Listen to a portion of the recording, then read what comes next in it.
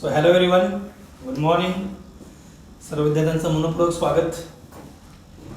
आज आपण rotational dynamics या महत्त्वाच्या टॉपिकमधला अतिशय इंटरेस्टिंग आर्टिकल बघणार आहे. त्या आर्टिकलचं हेडिंग आहे, सगळ्यांनी हेडिंग द्यायचं, expression for speed and acceleration. काय म्हटलं? Expression for speed and acceleration for a body. कोणती बॉडी? जी रोल होते, रोलिंग मोशनमध्ये आहे, rolling on a incline plane. Interesting article. काय म्हणलं बघा? Expression for speed and acceleration for a body rolling on incline plane. एक असं प्लेन आहे ज्याने काही अँगल तयार केलेला आहे विथ हॉरिझॉन्टल, आणि त्या प्लेनवरून आपण बॉडीला का रोल केलं तर त्या बॉडीची स्पीड किती असेल, त्या बॉडीमध्ये ॲक्सलेरेशन किती असेल, हे आपल्याला या लेक्चरमध्ये बघायचं आहे. तर पहिला पॉईंट काय असणार? नेहमीची पद्धत आपली डायग्राम. फर्स्ट पॉईंट,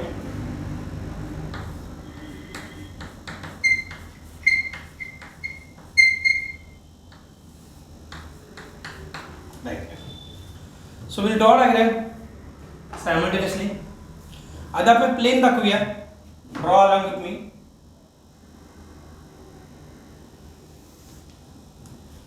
एक दाखवा सरफेस, हॉरिझॉन्टल सरफेस. असं एक प्लेन आहे. तुम्ही असं म्हणू शकता की घसरगुंडी माहिती आपल्याला बघा, सेम पॅटर्न आहे. तर हे आपलं इन्क्लाइन प्लेन आहे. आणि कन्सिडर करा की हा जो इन्क्लाइन प्लेन आहे हा हॉरिझॉन्टल पासून म्हणजे जमिनीपासून, late us say it is at a distance h. किती अंतरावर आहे? h. थोडक्यात h काय? हाईट आहे. h काय आहे? हाईट. कोणाची? या इन्क्लाइन प्लेनच्या टॉपमोस्ट पॉइंटची. कोणापासून? ग्राउंड सरफेस पासून, ज्याला आपण h म्हणतोय. किती हाईट आहे? h.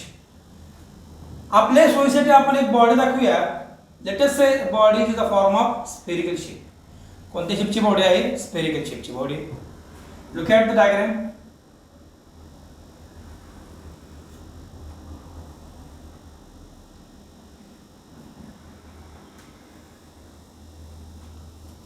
ही एक बॉडी आहे.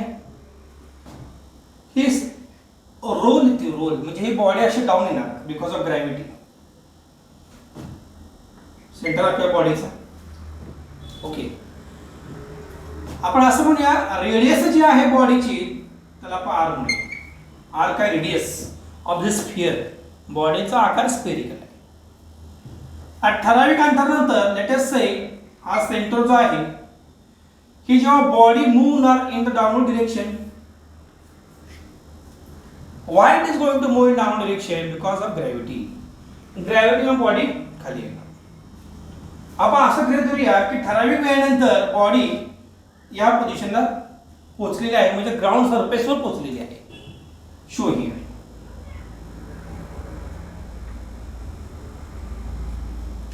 Body reach at the ground surface. Same body, radius दाखवा same R.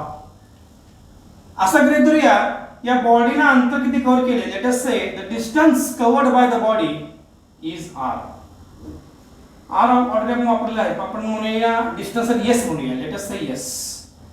S is the distance travelled by the body. व्यवस्थित दाखवा डायग्राम मध्ये.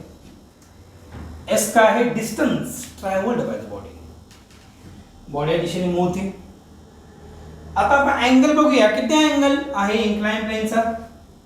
कुणासोबतचा अँगल आहे? With horizontal surface. Show here theta. Theta काय आहे? Angle made by the incline plane with the horizontal surface. Okay, तर diagram झालेली आहे आपली. आधी पहिला पॉईंट लिहूया डायग्रामच्या स्पष्टीकरणाचा, एक्सप्लेनेशनचा. लिहा next point. Consider a body. Consider a body. कंसातल्या spherical having radius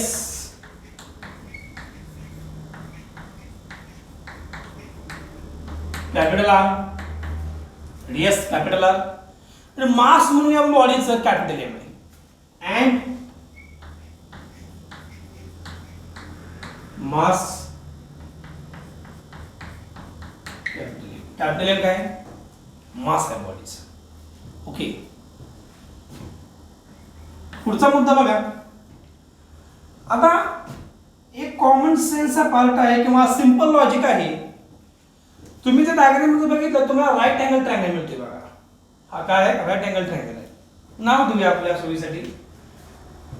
you give the labelling, give the name to the triangle. Let us say vertex A B C.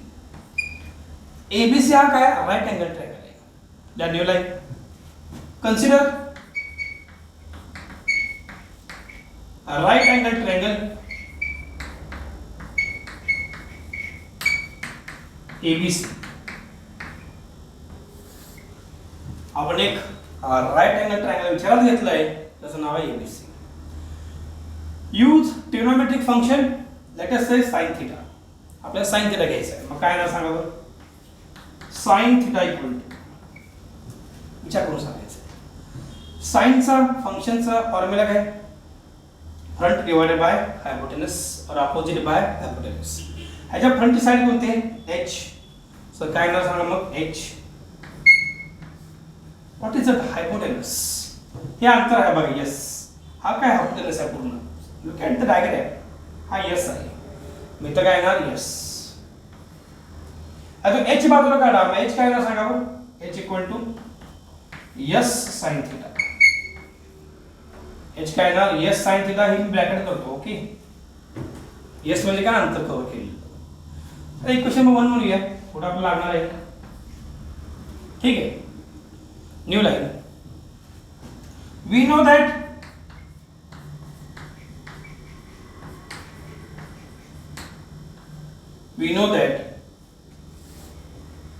total rotational and translational, I am naming total rotational and translational energy is equal to, he equal to पुन्हा एक असणार आहे. आपण शिकले बघा previous article मध्ये, summation of rotational and translational kinetic energy is equal to what, total rolling kinetic energy. और rolling body जी आहे या बॉडीची टोटल कायनेटिक एनर्जी म्हणजेच summation of what, rotational and translational energy. कोणती एनर्जी असणार आहे तर स्पेसिफिक पद्धतीने कंसातल्या कायनेटिक एनर्जी. कोणती एनर्जी असणार आहे तर कायनेटिक एनर्जी, दोघांसाठी पण rotational kinetic energy and translational kinetic energy. त्याचा आपण एक क्वेश्चन डिराइव केले in a previous session. What is the formula, what I can write. Therefore total, काय म्हणतो बघा, total rolling kinetic energy, rolling kinetic energy is equal to, I write E R म्हणतो मी, E R अथवा direct म्हणतो मी E rolling, E rolling. काय formula आपला आपण ऑलरेडी डिराइव केलेला आहे formula. The formula is therefore I can write E rolling is equal to, हा कुणाचा रोलिंगचा फॉर्म्युला आहे, कुणाची एनर्जी आहे, which object we consider here. आपण विचारात घेतोय या स्फेरिकल बॉडीचा. या स्फेरिकल बॉडीची रोलिंग कायनेटिक एनर्जी किती आहे आपण काढायला लागलोय किंवा ऑलरेडी डिराइव केलेला फॉर्म्युला. काय फॉर्म्युला आपल्या जवळ तो is equal to 1/2 mv² in bracket 1 + k² You have to remember this formula, जो आपण ऑलरेडी डिराइव केलेला आहे प्रीवियस सेशन मध्ये. काय फॉर्म्युला लिहिला आपण, E rolling equal to what, 1/2 mv square in bracket 1 plus K square by R square. इथं K काय आहे? Radius of gyration. आर काय आहे?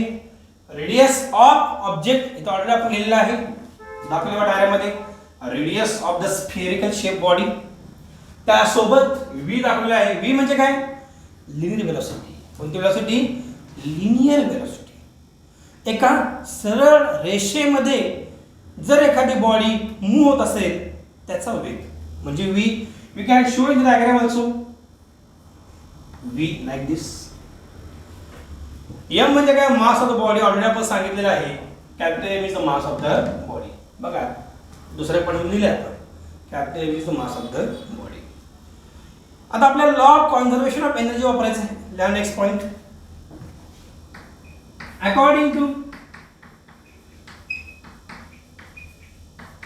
according to law of conservation of energy, law of conservation of energy,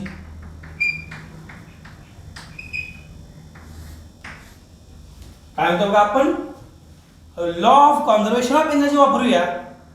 तर आपला law काय सांगतो की total energy always remain constant irrespective of its type. Energy ना आपण तयार करू शकतो ना आपण त्याला नष्ट करू शकतो. We cannot create, we cannot destroy. Total energy always remains constant.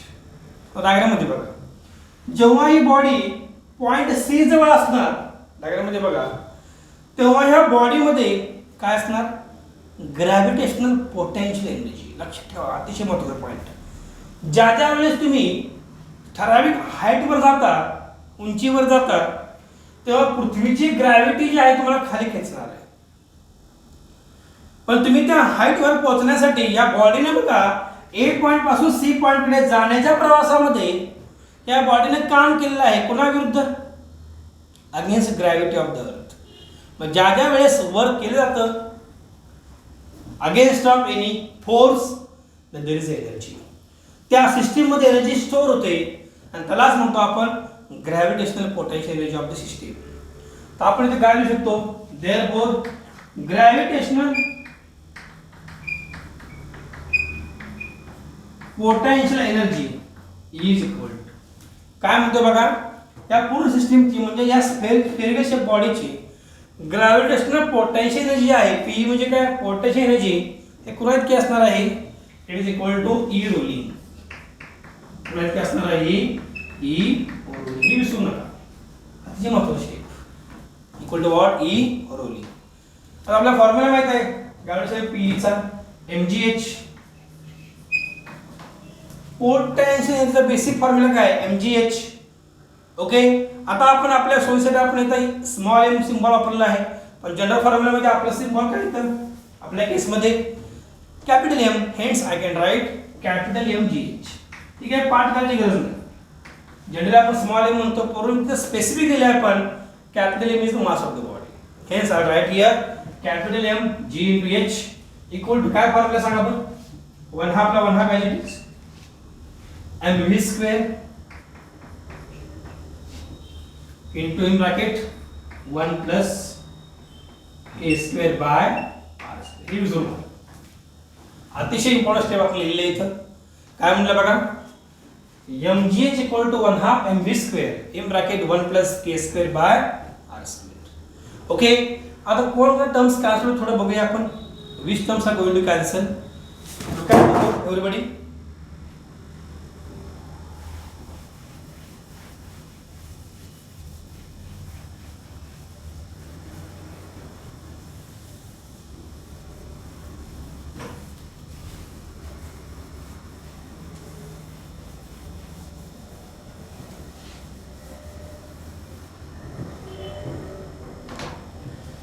इकडे बघा सगळेजण.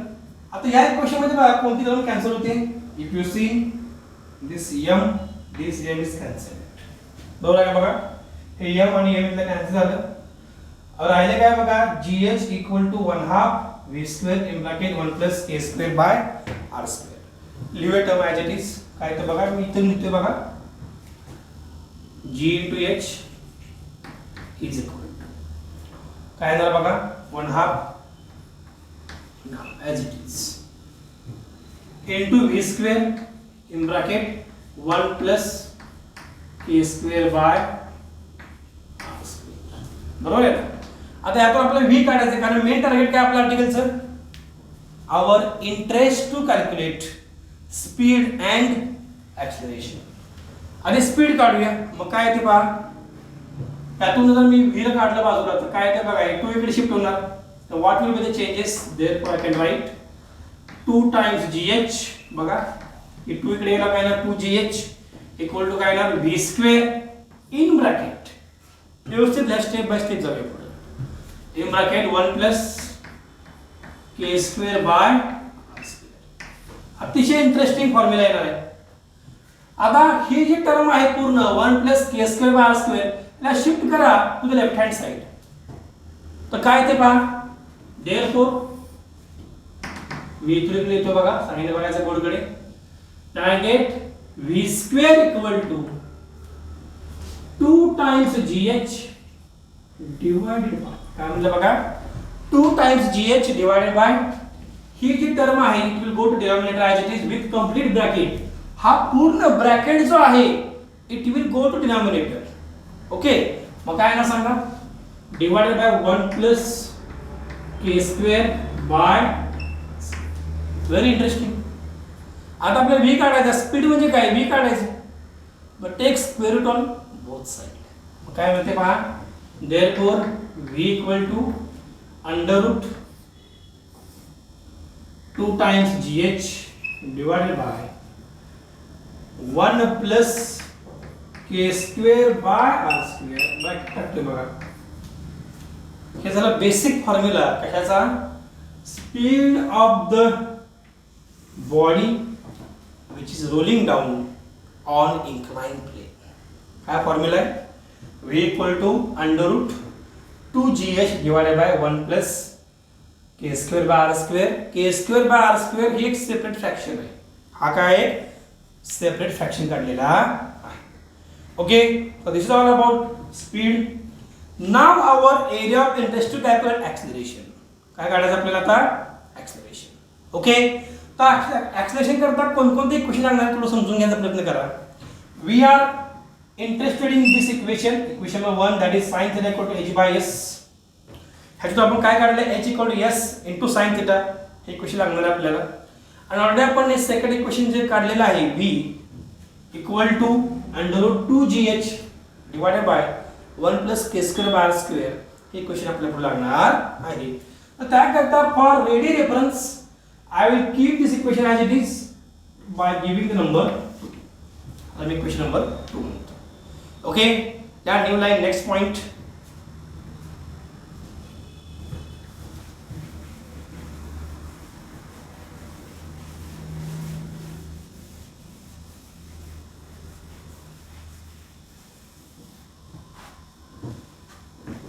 Hello everyone, इकडे बघा सगळ्यांनी. आता आपण काय केले बघा v ची इक्वेशन डिराइव्ह केलेलं आहे इक्वेशन 2 टाकले त्याला. Now our area of interest to calculate acceleration. आता ॲक्सिलरेशन काढण्याकरता आपल्याजवळ काही बेसिक इक्वेशन्स आहेत. त्याचं नाव आहे कायनेमॅटिकल इक्वेशन्स ऑफ मोशन. काय नाव आहे कायनेमॅटिकल इक्वेशन्स ऑफ मोशन. मग त्या इक्वेशनचा वापर करून आपण ॲक्सिलरेशन काढायचा प्रयत्न करूया. It is very easy to understand also. Right next point. According to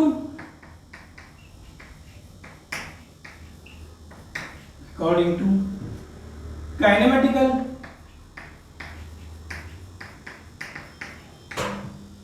equations or equation of motion, ज्या वेळेस आपण एखादा पॉइंट लिहितो त्याच्या पाठीमागचं रिझन पण लिहिणं अत्यंत गरजेचं असतं. कशावर इक्वेशन आलं हे त्याकरता आपण काय लिहिलं बघा according to kinematical equation of motion what we have v square equal to u square plus 2 times as. ही बेसिक फॉर्म्युला आहे. काय म्हणलं बघा v square equal to what u square plus 2 times as.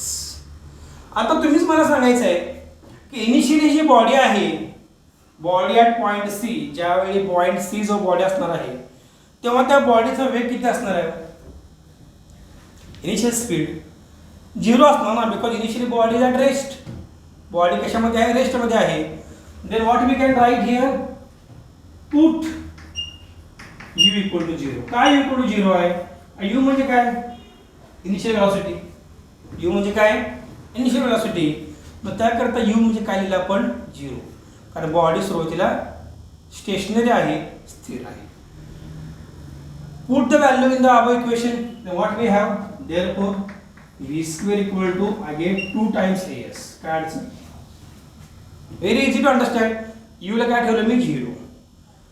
आता आपल्या जवळ इक्वेशन आहे बघा. If I consider h equal to s into sin theta, तर ह्याच्यावरून तुम्ही जर कॅल्क्युलेट केलं तर s तुम्ही काढू शकता. s काय ना सांगा आपण h by sin theta. आपल्याला s पाहिजे तर बरोबर आहे का? मग s ची व्हॅल्यू काय येणार आहे इक्वेशन वरून किंवा या इक्वेशन 1 वरून? s equal to h by sin theta. ला new line from equation 1. Equation 1 मध्ये बघायचं आहे. इक्वेशन 1 मध्ये बघा, s काढा बाजूला. s काय येणार? h by sin theta. So what we can write? v square equal to 2 into a h by sin theta. Okay, काय अडचण? Very easy to understand. आता पुढचा मुद्दा, इक्वेशन 2 मध्ये आपल्याजवळ v ची व्हॅल्यू आहे ती करा substitute. Let new line from equation 2. From equation 2. Equation 2 वर आपल्याला इक्वेशन एक तयार करायचं आहे, लिहायचं आहे. काय ते पहा.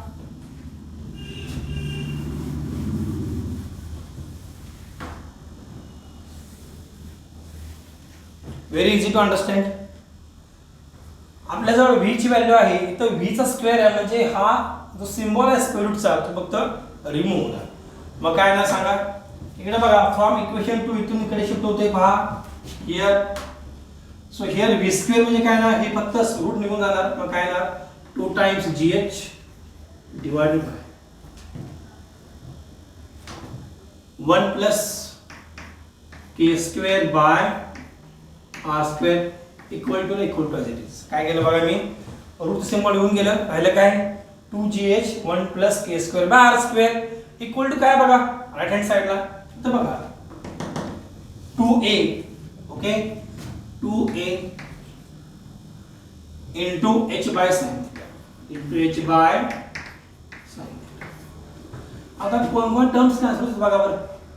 I think this 2 is cancelled. h also cancel.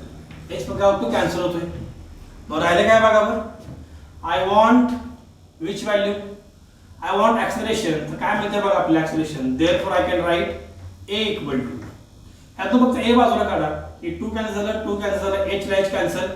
a बाजूला काढला काय होणार? g into sin theta. g into sin theta. हे sin theta कडे शिफ्ट होणार. Cross multiplication divided by as it is, no change. हे टर्म इकडे शिफ्ट झाली. ही term denominator will be as it is. So it will be 1 plus k square by r square. Interesting formula. काय formula मिळाला आपल्याला? a equal to what? We got formula for a equal to g into sin theta divided by 1 plus k square by r square. आणि मी bracket केलतो. that is very easy to differentiate. जर आपण इथं bracket enter केला, bracket इथं आपण mention केला तर आपल्याला टर्म डिफरन्शिएट करायला सोपं जातं. काय झालं बघा, a equal to g sin theta divided by 1 plus k square by r square. हा झाला फॉर्म्युला कशाचा? ऍक्सेलरेशनचा. What formula we got for acceleration? a equal to g sin theta divided by 1 plus k square by r square. आणि v म्हणजे स्पीडचा formula काय मिळाला मला? v equal to under root 2gh divided by 1 plus k square by r square. अशा पद्धतीने आपण equation derive केलेलं आहे. कशाचं इक्वेशन डिराइव्ह केलं आपण? Derive the equation of what? Speed as well as acceleration. या आठवड्यामध्ये सगळ्यात महत्त्वाची स्टेप कोणती? ती आहे डायग्रॅम. जर तुम्ही डायग्रॅम व्यवस्थित रिप्रेझेंट केली, टर्म्स डिफाईन केल्या प्रॉपरली आणि स्टेप बाय स्टेप तुम्ही याचं कॅल्क्युलेशन करत गेला तर निश्चितपणे आपल्याला कमी वेळामध्ये करेक्ट इक्वेशन डिराईव्ह करायला काही अडचण येणार नाही. आणि ह्या आर्टिकलचे वेटेज आहे 3 मार्काचं, 1/2 1.5 मार्क्स और 1/2 +1. प्रत्येक स्टेपला अर्धा मार्काचं वेटेज दिलेलं असतं. साधारणतः 2 भागात आपण डिराईव्ह केलं इक्वेशन तर इथपर्यंत 1.5 मार्क, 1.5 मार्क, राहिल्या पोर्शनला 1.5 मार्क. अशा पद्धतीनं गुणांची विभागणी केली जाते फॉर 3 मार्क्स. प्रॉपरली आपण जर लिहिलं तर 100% we can easily score out mark in this question. दुसरा महत्त्वाचा मुद्दा कोणता, ज्या ज्या वेळेस आपण कायनेटिक इक्वेशन लिहिणार आहे त्यावेळी इक्वेशन डिफाईन करा प्रॉपरली की यू का 0 आहे. आपण क्लिअरली सांगितलेलं आहे इक्वेशनमध्ये की आपली बॉडी इनिशियल रेस्टमध्ये आहे, त्याच्यामुळे यू आपण काय लिहिलं 0. आणि अशा पद्धतीने आपण step by step equations solve करत गेलो and we got very easily very interesting equations. Number 1 v = √2gh divided by 1 + k²/r². हे जरा स्पीडचं इक्वेशन जे आपल्या आर्टिकलमध्ये दिलेलं आहे बघा. आणि दुसरं इक्वेशन कुठलं, ॲक्सिलरेशनचं. काय इक्वेशन मिळालं आपल्याला, a = g sin θ divided by 1 + k²/r². हे दोन्ही इक्वेशन्स आपले दिले झालेले आहेत. तर सगळ्या विद्यार्थ्यांनी सर्वांनी हे इक्वेशन वारंवार बघायचं आहे, वाचायचं आहे, हे आर्टिकल रिवाइज करायचं आहे आणि न बघता डिराईव्ह करायचा प्रयत्न करायचा, जेणेकरून there is no any confusion in our derivation during exam. Okay, तर रिव्हिजन करा. अशा पद्धतीने आपला थिअरीचा जो पूर्ण पार्ट आहे टॉपिकमधला तो आपला पूर्ण झालेला आहे. एक सूचना तुम्हाला द्यायची आहे ती म्हणजे आपल्या पुस्तकामध्ये पान नंबर 21-22 याच्या वेगवेगळे टेबल्स मेन्शन केलेले आहेत. In book there are different tables. हे टेबल तुम्हाला वाचायचे आहेत व्यवस्थित, ते पाठ करू नका. त्याच्यामध्ये तुम्हाला वेगवेगळ्या बॉडीची मुवमेंट ऑफ इनर्शियाचे फॉर्म्युले दिलेले आहेत. तुम्हाला काय करायचं आहे ते फक्त एका नजरे काढून घालायचे आहेत. त्यातले फक्त 10 ते 12 ऑब्जेक्ट आहेत मेन्शन केलेले आहेत टेक्स्ट बुकमध्ये. मॅक्सिमम 5 ते 6 ऑब्जेक्ट तुम्हाला एक्झाममध्ये न्यूमेरिकल विचारतात, त्या ऑब्जेक्टवर आधारित असणारे फॉर्म्युले. इथे तुम्ही नजरे काढून घाला ते पेज नंबर 20, 21, 22. वारंवार वाचा ते टेबल्स. आणि या आर्टिकलचा सगळ्यात शेवटी रिमार्क नावाचं एक आर्टिकल आहे. रिमार्क इझी आहे फार समजायला. That's why you can also read that point. Why I am telling remark म्हणजे सेम रिपिटेशन आहे, बाकी काय वेगळं नाही आहे. If you understand this equation रिमार्कचा पार्ट तुम्ही इझिली समजून घेऊ शकता. त्यामध्ये फक्त काय सांगितलेलं आहे, हा जो फॅक्टर आहे तुम्ही रिवाइज करतो, हा जो फॅक्टर आहे k²/r², हा फॅक्टर दोन्हीकडे कॉमन आहे. बघा ना, v मध्ये पण कॉमन आहे आणि a मध्ये पण कॉमन आहे, वेलॉसिटी मध्ये पण कॉमन आहे, ॲक्सिलरेशन मध्ये पण कॉमन आहे. ह्याचा अर्थ असा आहे की दोन्ही फॅक्टरवर कुणाचं नियंत्रण आहे, कुणाचं कंट्रोल आहे, तर या फॅक्टरचं k²/r². ह्याच्याबद्दल फक्त रिमार्कने सांगितलंय. You can read it very easily. So these are the few instructions to you. अशा पद्धतीने आपला हा टॉपिक थिअरी पॉईंट ऑफ व्ह्यूने संपलेला आहे. आपण सर्वांनी याचं पूर्ण टॉपिक रिवाइज करायचं आहे आणि आपण पुढच्या सेशनमध्ये ह्याच्यावर आधारित असणारे, या टॉपिकवर आधारित असणारे न्यूमेरिकल्स, MCQ, सम्स म्हणू शकतो आपण, ते आपण सॉल्व करणार आहे. तर आपण सर्वांनी त्याच्याकडे तयार राहावा. पण समजून घेताना न्यूमेरिकल सॉल्व करण्यापूर्वी, MCQ समजून घेण्यापूर्वी तुमची थिअरी परफेक्ट पाहिजे. Hence I suggest all the students you must revise all the topic including this article in depth, thoroughly revise kara, so that during numerical solution we will understand it very easily. Okay students, so thank you so much, take care, thank you once again.